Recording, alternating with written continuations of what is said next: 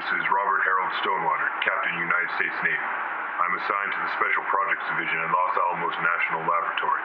It is the 21st of March, 1954. The time is 1900 hours.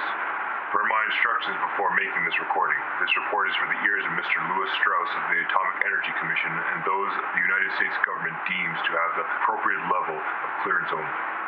As requested by the United States, Japanese officials have fully complied with the isolation of the 23 crew members who were on board of the fishing boat Daigo Fukuryu Maru, or Lucky Dragon No. 5, for the time being. Within this package are extensive written and typed reports containing the names of the 2 Tokyo hospitals the crew have been isolated in, as well as the detailed analysis and findings of medical doctors George Nakano and Richard Fujita, also of the Special Projects Division in regards to the current health state of all 23 crew members of the Lucky Dragon No. 5 crew. Also included in the package is the detailed analysis of the Lucky Dragon No. 5 herself by Dr. Samuel Granderson. I will now provide a brief summary of our findings as requested. Upon returning to Yaizu Harbor on 14 March, the crew members were suffering from nausea, headaches, burns, pains of the eyes, bleeding from the gums, and other symptoms further detailed in the other reports. Japanese doctors have diagnosed the crew with acute radiation syndrome, and doctors Nakano and Fujita agree with their assessment.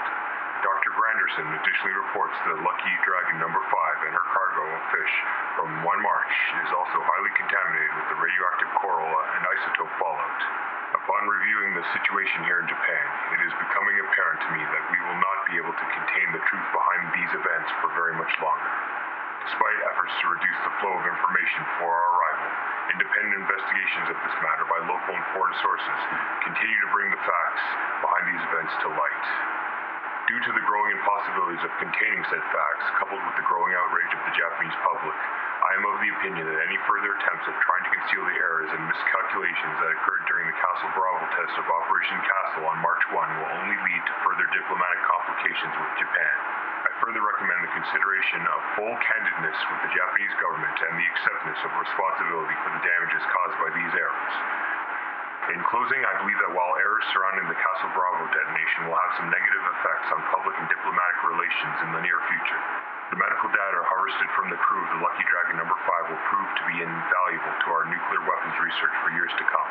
Our team will return to Los Alamos by 1000 hours on the 23rd of March and will be available for debriefing thereafter, once you have had the time to review all materials included in this package. It should be noted before this recording concludes that I have chosen to omit a recurring report by all 23 crew members during the interview process of the medical examinations. The crew stated that while sailing home, they encountered a sea monster just northeast of Lagos Island, one of the more heavily affected islands east of Bikini. Each man swore that they saw this, quote, sea monster for nearly half an hour. During that time, all the men state that this sea monster violently thrashed about on the surface and made a variety of unusual noises. My colleagues tell me these stories are hallucinations, probably spread by the crew as the radiation sickness progressed during their voyage. Owing to the absurd nature of this mass hallucination, I concur with my colleagues.